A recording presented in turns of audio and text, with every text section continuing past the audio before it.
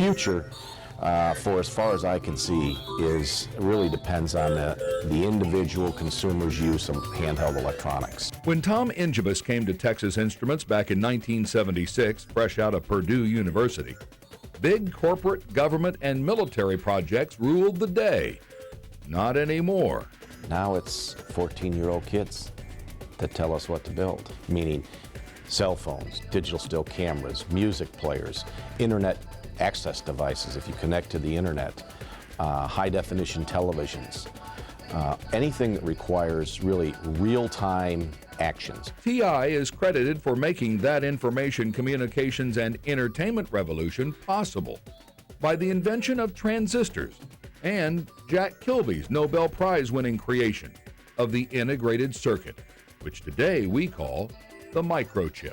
I did enjoy taking things apart as a kid and trying to find out how things worked, and I enjoyed building things. And that experience, growing up in Chicago, the son of a school teacher and a microbiologist, came in handy when Engibous stepped up as the new CEO of Texas Instruments 10 years ago.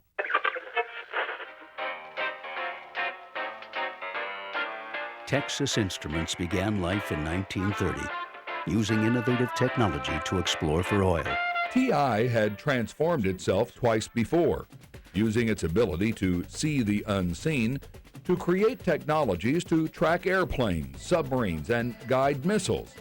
It also grew a line of portable consumer products like pocket radios and the world standard in handheld calculators.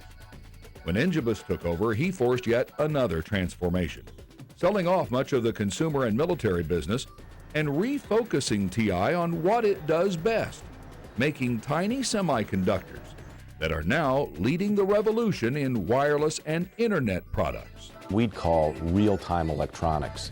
It's in the components that go into what the kids and adults use today for real-time communications and entertainment. DLP technology from Texas Instruments powers the ultimate HD TV picture. Under Engibous' leadership, TI's digital light processing chip, known as the DLP chip, has revolutionized television displays. The chip, with millions of tiny mirrors that make bright and crisp pictures with lifelike colors, now power more than 58% of all the new televisions sold under many different brand names. And TI's digital signal processing chips, some of them called OMAPs, are now the heart of 2/3 of all cell phones sold around the world, powering wireless video, pocket PCs, GPS guidance, and mobile internet. But Engibous warns the success enjoyed by TI and other American companies will be short-lived if we don't start investing again in basic research. Where we used to dominate in research spending, we've got countries like China and India and Japan and Korea now growing in leaps and bounds. And I think the United States needs to face up to the fact that in investing in the future through advanced research spending is critical. And Engibous suggests getting our children interested in the sciences and math that will keep us on the cutting edge of that research can be as easy as the way he got started, by tearing up something. If you start with an iPod and tear it apart and work backwards, and then they can understand what calculus really does for them, they get interested in it. And I think the same is true in the things that Junior Achievement does, is if you expose a student and show them the relevance of it to something they're going to do later in life that's important, I think it has a lot of benefits.